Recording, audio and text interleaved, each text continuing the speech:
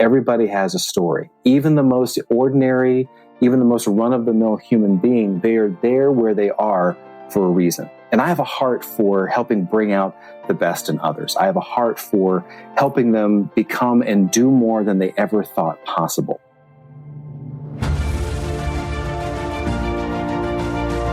Hello and welcome to the Daily Helping with Dr. Richard Schuster. Food for the brain, knowledge from the experts, tools to win at life. I'm your host, Dr. Richard.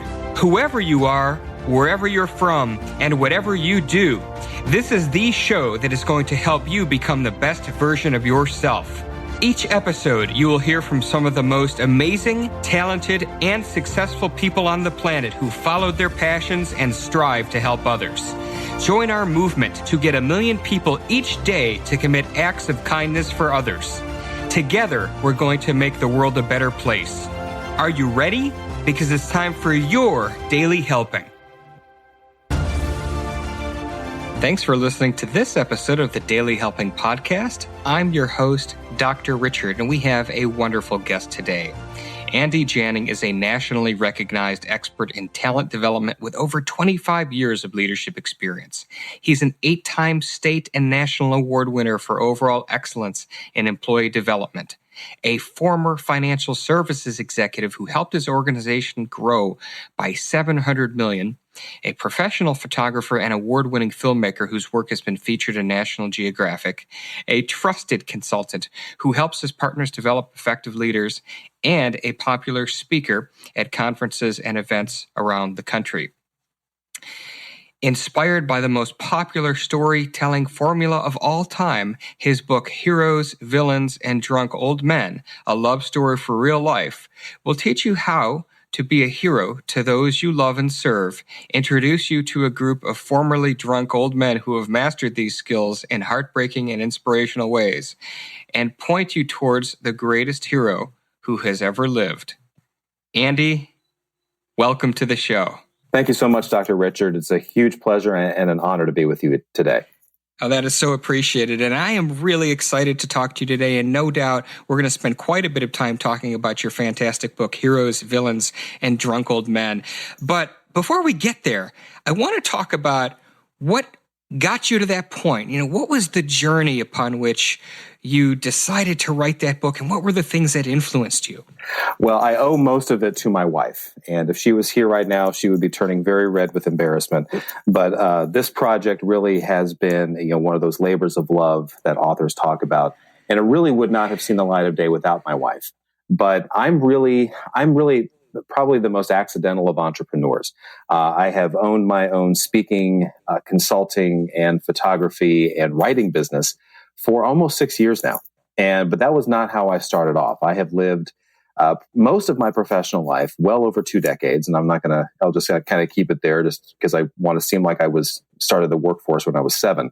I've been working quite a long time in corporate America, largely in the areas of talent development and employee development. And I've been doing a lot of that work in the financial services world and have had the opportunity to speak at a number of different conferences and events and serve as a keynoter for all employee events and national events. And those have been great. And a lot of that was in talking about some of the basic and more advanced nuances of talent development. But really, my heart was bent toward story. My heart was bent toward really looking at the individual's journey, the individual who I was working with, seeing where they've come from, seeing what they want, and then seeing where they're going to go.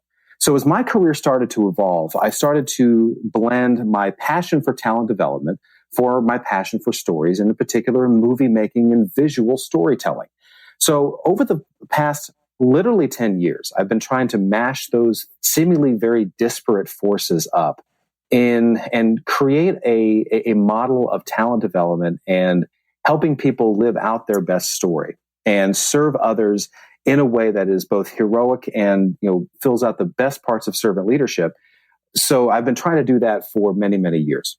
And when I started my company here about 6 years ago, the emphasis was on talent development, but then incorporating more of the visual storytelling, photography, filmmaking, and all of that. And it really made me appreciate the old cliche of everybody has a story. Even the most ordinary, even the most run-of-the-mill human being, they are there where they are for a reason. And I have a heart for helping bring out the best in others. I have a heart for helping them become and do more than they ever thought possible.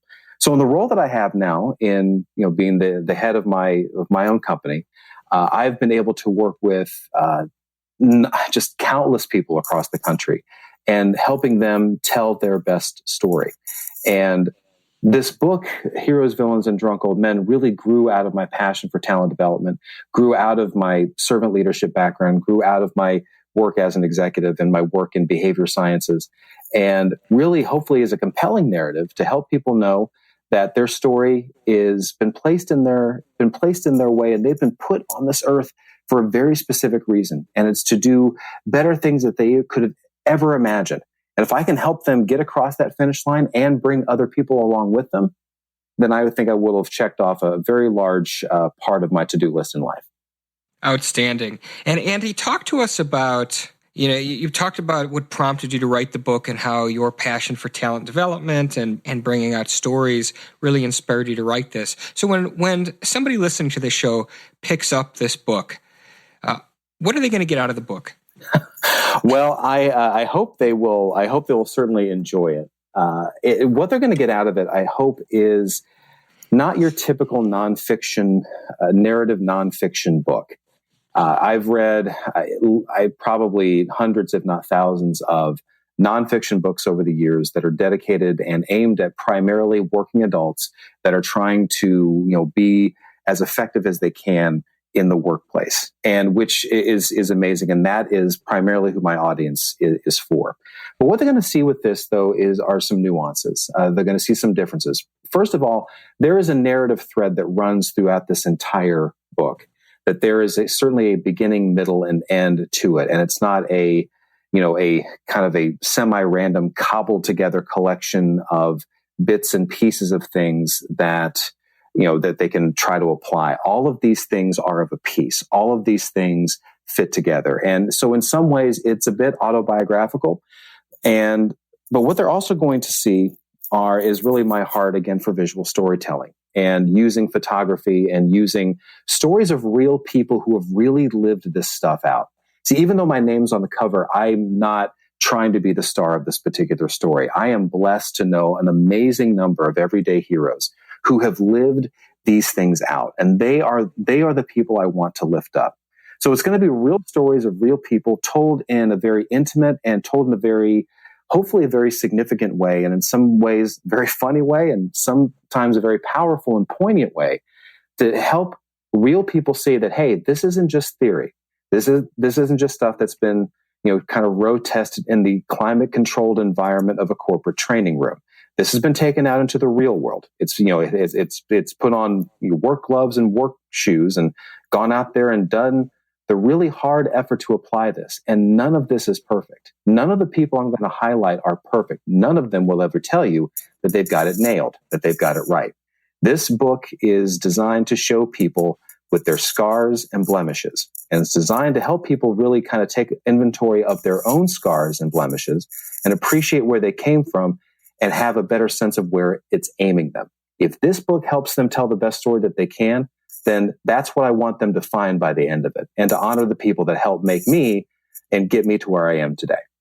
I love that, Andy. And I know, as you said, the book is tried and true and applied into real world settings. Mm-hmm. But I also know the book uses a number of examples from movies and television, which of course are not real. So how do these make-believe stories and characters help the real people who are going to get their hands on this book? And give us a good example, if you would. So when we think of, that was really one of the ways that the book really evolved. This book evolved from a very early manuscript that was really devoted to the training techniques of trainers on the big screen, of mentors that you see in movies like, Yoda and Obi-Wan and, different, name any hero movie out there and you insert any trainer figure out there.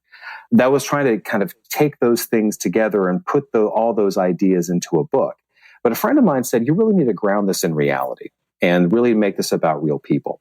So I start with movies and TV because it is a common entry point into a topic of conversation that I think for most of us is very important.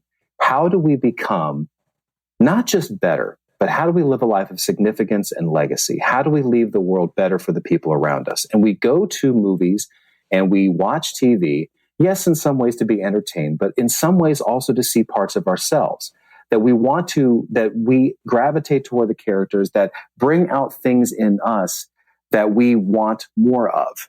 And yes, there are obviously limitations, and there are, certainly differences there. Not everybody can wield a lightsaber or a sword or whatever else. Although that would be awesome. Beyond we can't awesome. we really can't do that. But I think the essences of that whole journey, when we go to the movies and we see these larger than life figures, the journey that they're on, it's called the hero's journey. And it's a tried and true storytelling method that's literally been around for 4,000 years. This is the template upon which authors around the world have forged stories of the people that we want to be. And I believe that template, that pattern of how we become more than who we thought, that's been imprinted on us. I think that's something that we are, if not born with, then we automatically gravitate toward. So when I take these make-believe characters and when I say, look, here's some ideas that, let me bring it down to reality. Let me introduce you to a guy named Brian, who was in the chapter that's called Dead Man Running, was literally fighting for his life and had really done everything to destroy it. He was literally the villain in his own life because he had become very selfish and self-centered and had truly gone down the very dark roads that addiction will take you down. And, addiction, adultery, the whole 9 yards. He is not the hero of the story, though. The hero of the story is his wife, Shayla. Shayla, who, when she found out about Brian's addiction, when she found out about Brian's adultery, she didn't leave him. She didn't kick him to the curb, as they say. She stuck by him. She saw the good that was in him. And she went beyond all of the junk and the dirt and the pain and dedicated herself to loving the person that he wanted to be, not the very flawed human being that was in front of her. That's everyday heroism. When you put aside the hurt and when you try to see the good in someone else. That's the most noble elements of the stories that we see on the screen. Those are the most noble elements of the lives that we lead. And when I can see people, when they see Brian and Shayla's story, who have used their story and their testimony to create a life-changing ministry that has helped their clients and their family and each other, when I see that happen, I can't help but tell other people about that, because that's how you become the hero, by not trying to be the main character. You're trying to serve other people and make them better, not to create a monument for yourself.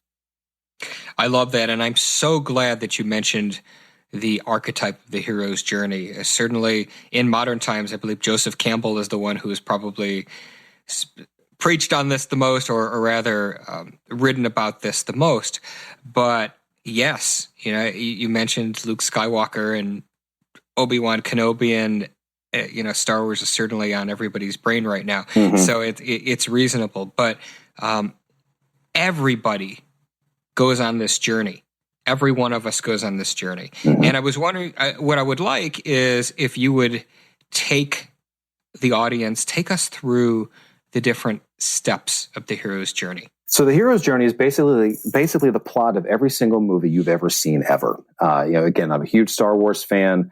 The book actually opens with me seeing my first movie, which was the original Star Wars, in a drive-through in May of 1977. And like you said, Joseph Campbell, he was really the one that kind of coined the term hero's journey in his book, The Hero with a Thousand Faces from 1949. It's called one of the most influential works of nonfiction ever published because it describes this journey that we all want to be on, this journey that starts off with the hero who doesn't know he's a hero and just kind of hanging out doing his own thing in obscurity. And he knows he wants a better life, and he knows he has maybe some gifts and talents, but he doesn't know how to apply them. He doesn't know where to go. That's stage one. The next stage, though, is when a mentor comes along. Someone comes up to the hero and says, hey, you've got a gift. You've got talent. I can help you bring those things out because I have a world that needs your gifts. Can you come help me? And I will help make you better. And the hero and the mentor then forge this relationship. Sometimes it's hand in glove. Sometimes it's fist to fist. Sometimes it's very contentious. Sometimes it's very affable. Either one. There's always a section of the hero's journey. Then kind of the middle part of it is when the mentor is training the hero. And like, if one of my favorite movies are the Rocky movies, and every single Rocky movie you've ever seen has a training montage of seeing the hero being under the tutelage of a mentor and getting broken down and messing up and creating bloopers and all these other things. And there always comes a point where the mentor or where the hero thinks this is stupid. I'm tired of messing up. I'm tired of feeling like a failure. But the mentor helps him put everything together. And then there's a point where the hero has achieved a level of mastery, where he's ready to fight the villains and fight the other challenges that are facing the world, that are really threatening the existence of the entire world or some piece that's significant to him. And there comes a point when the hero literally or figuratively crosses swords with a villain. When they're going after it, it could be verbally, it could be physically. And there comes a point where the hero's doing his best, but the villain gets the upper hand. And it looks like the villain's going to win. But then there's this point where the hero looks defeated, but then the hero puts everything together. When he applies everything that he's learned with everything that he is, with all his natural talents, plus the ones that he's learned, and comes back and is victorious over the villain. And in many times helps redeem the villain, because the hero doesn't want to dominate. He wants to redeem. That's what heroes do. But that's not the end of the journey, though. The hero then, he wins awards, he wins a boon, he wins a blessing, but he's not keeping those for himself. He wants to pass them on. He wants to take some credit, certainly, but he also wants to share that with other people. And he wants to pass along to his loved ones and help them live a better life. And then he realizes that, hey, there are other worlds beyond this one, that I want to keep moving on in my journey. I'm not done yet. This is only just beginning. That's really the sequence of what the hero's journey looks like. And that's the journey that we all are on in work. We started off in obscurity. Someone found us and said, hey, you've got a gift. You want to join our payroll? We say, sure. We get trained. We get mentored. We have bad days. We have good days. But then we put it all together and we serve others and we help them. It doesn't matter if you're, in a tower or in a trench. It doesn't matter where you are. We all go through that journey where it looks like, we've been trained, and there can be days where we get our butts handed to us, but then we put it together and we help others, and we bring back a blessing that helps us and makes us feel good about ourselves, but also puts food on our table, clothes on the backs of the loved ones of people that we serve, and a roof over their heads, and blesses the world around us. That's why we love story, because we're living it out every day. We want to be the hero. We want to see stories of people that have actually done it. And if we can follow in their footsteps and create real life, real amazing stories right now, that's really attractive to a lot of people. And that's exactly what you've done in your book, which is amazing. Thank you. I want to shift gears a little bit. Let's talk for a moment about some of the techniques in the book that you've used over your career. And these specific techniques, I know because of your corporate background, because of the unique things that you've done along the way. Talk to us about the results you've seen from employing these in your life directly. Well, I've been privileged to help a number of organizations really around the country, help them grow assets. The credit union that I used to work for, we grew about $700 million in assets through the talent development programs that I helped put together along with a team of an incredible amount of people. I've helped other organizations, again, grow their assets, help build relationships with their members and with their customers. Some of the most satisfying stories, though, you can't put them on a balance sheet. I've literally seen marriages transformed. I've literally seen prodigal sons and daughters become found. I've seen relationships that should have been dead become alive. I've seen teams of people who couldn't stand to be in the same room with one another really realize that they have much more in common than what separates them. I've helped some very dear friends start businesses that have in turn employed other people and helped bless their world. And I've seen different friends of mine, they take the leap into entrepreneurship and they've gone on and they've helped pursued their dreams. So I have tangible real world impact. I mean, literally hundreds of millions of dollars on the bottom line through techniques that I'm going to say this right now. it's not because all this stuff didn't happen because I think I'm all that in a box of Twinkies. That's not what this is. These are just truths that I think we all have realized and I think we all want, and just trying to follow, in some ways, our instincts, but follow what brings out the best in us, and also being willing to roll my sleeves up and get in some people's faces a little bit and say, hey, I need to break you down to make you better. And I need people in my own life helping me do that as well. Because that process takes something out of you. That process to help bring out the best in others should take something essential out of you. If it doesn't, then you're not doing it right. But in place of that essence, it puts something far more rich in its place. So you can have now the energy to go out and do it for other people. It's those individual stories and those collective corporate achievements that, for me, is one of the big reasons why I do what I do.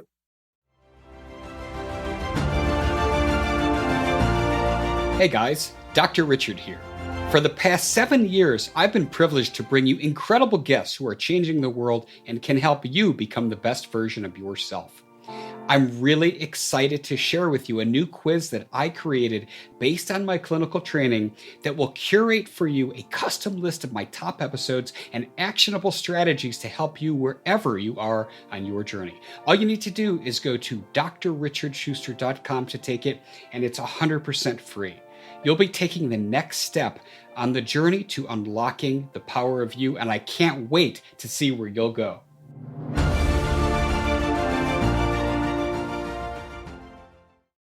And it's interesting, talking about corporate achievements, you had an extraordinarily stable, awesome corporate job, and you decided to walk away from that and do your own thing. So what really prompted you to do that?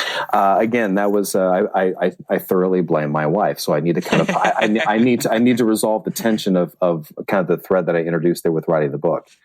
You know, when it comes to when I do this, what prompted me to run out and do this was my wife. She has been my biggest cheerleader. She's been my biggest encouragement. And she was the one to really say, hey, you know, you're getting more and more of these requests to speak and you know, go out across the country and do this and help tell these stories and work with organizations. But, you know, I was scared. And there was that fear of, okay, I'm now giving up a stable paycheck and all those, you know, those stable benefits, you know, for the incredibly stable world of independent consulting, where you constantly feel unemployed and you always feel like you're looking for a job. But she was the one that said, you know what, I go where you go. And I know that you will be amazing at this. And I know that this will evolve as you evolve. What prompted me to do this was also the blessing of my former organization, Forum Credit Union in Indianapolis. They were incredibly supportive of letting me kind of, you know, spread my wings and try and test some things out and really try some things at their organization that I don't know if anyone else would have let me do it. But they really helped me achieve this dream of being able to speak and to work with others and to, again, not try to be the superstar on the stage. I mean, that's not my goal. I want to be able to get up there when I'm blessed to take that position on platform. I want to introduce people to my friends. I want to show them my heroes, because those are the people that show that this is all possible. And it starts with the woman who's been my best friend for almost 20 years. She was the one that got me here. And she was the one that I will always do this for first and foremost. And she's the one that brings the best out of me. I love that. And it's to pull it back to Joseph Campbell, it sounds like your wife was the mentor in your hero's journey. Yes. Yeah. Yeah. And one of the really interesting thing with mentors is that they will literally lay down their life in many ways for their hero. They will, in many ways, step in the path of the bullet, will put themselves in harm's way to show the hero that you are worth it. You see it in the movie Titanic. Jack, who is the mentor figure, pulls Rose off of the back of the Titanic when she's looking to jump. One of my other favorite movies, The Karate Kid, Mr. Miyagi, literally puts himself in harm's way between Daniel, the hero, and the villains, quote unquote, in skeleton costumes, and wipes the floor with them, because that's what you do when you're a janitor. You just have these random kung fu skills. But it's that nobility that the mentor brings to the journey that mentors are, I think, incredibly powerful elements of a hero's story. No hero can do what they do without a mentor. And mentors, all they are really just heroes who have finished the main part of their journey, and now they realize that their next and the best part of what they're doing next is to create more heroes. That's what mentors do. And again, they will deal with the slings and arrows. They will put up with the crap. They will deal with the times when the hero doesn't feel like it, because the mentor sees something that the hero can't. And I think that's incredibly noble and incredibly powerful. And it does start at home, but it certainly lives out in corporate America in all corners of it. No, very, very well said. And one of the things, of course, heroes, we've been definitely on this episode, and that's been the theme. But there are questions for every hero that you've identified. Share those questions with us. So the 8 questions for every hero, this is a main part of the book, but it's also a companion workbook that I created at the time that I released Heroes and Villains. All this is helping us as you go through this journey of transformation. It helps you remember where you're going. You know, given obviously your background in behavior sciences, I'm sure your audience, I think, has probably a bent toward that. I'm fascinated by how people remember and how they forget. And one of the most powerful phenomena is the Zeigarnik effect, is this sense that we have a better memory for uncompleted tasks versus completed ones.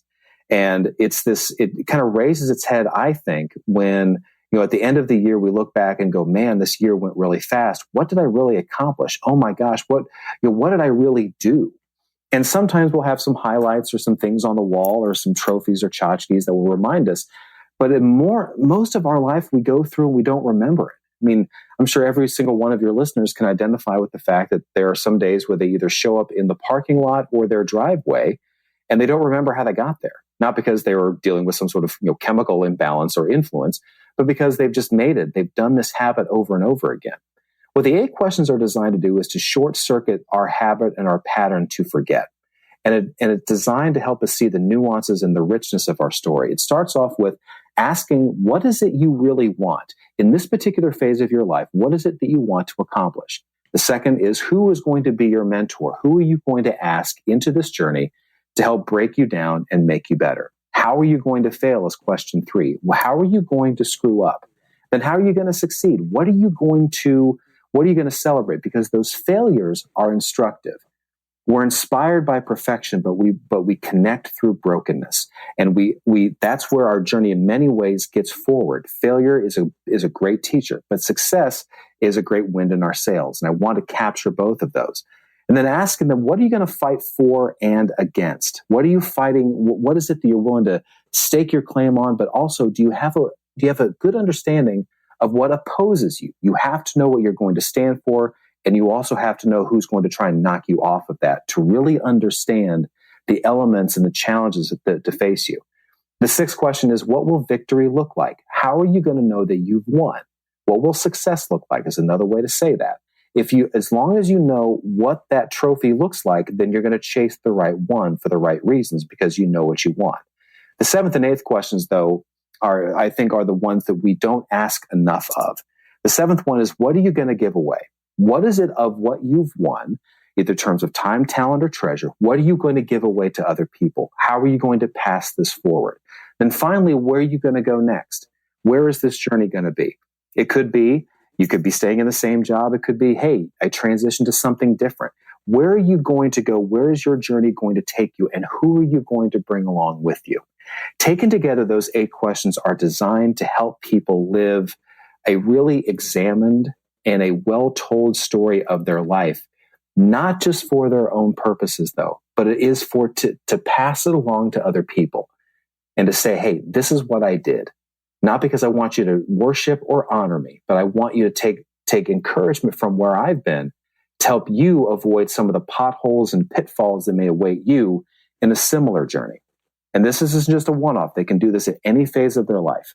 I found that these questions, when used in one-on-one and in group settings, really help people cross the right finish line for the right reasons. It's amazing. And certainly it sounds like not only can they be used in a group setting, or a corporate setting, they could be used in relationships as well. Absolutely. Absolutely. And they're supposed to be there. None of this stuff happens in a vacuum. And trust me, I know that because I've tried. I've tried the whole lone wolf thing, and it doesn't work. And I think we all understand that, but I don't think, and I'm speaking of me specifically, I don't always follow that. I didn't write this book because, again, I had this all licked. I know that there are areas, even right in my life right now, that I struggle with some of these things. But these are kind of that bright point in space that I can always keep coming back to. And if I can bring other people along there with me, so much the better. Beautiful. And I also know that your book, and I appreciate this in your book is positioned as a tool to help fight burnout, yes, which so many of us go through. Mm-hmm. So talk to us about that. It's interesting. Burnout for me has been, it's kind of like Fight Club. If you're familiar with the movie Fight Club, rule number one of Fight Club, Dr. Richard, do you know what it is? Nobody talks about Fight Club. Exactly. You don't talk about Fight Club.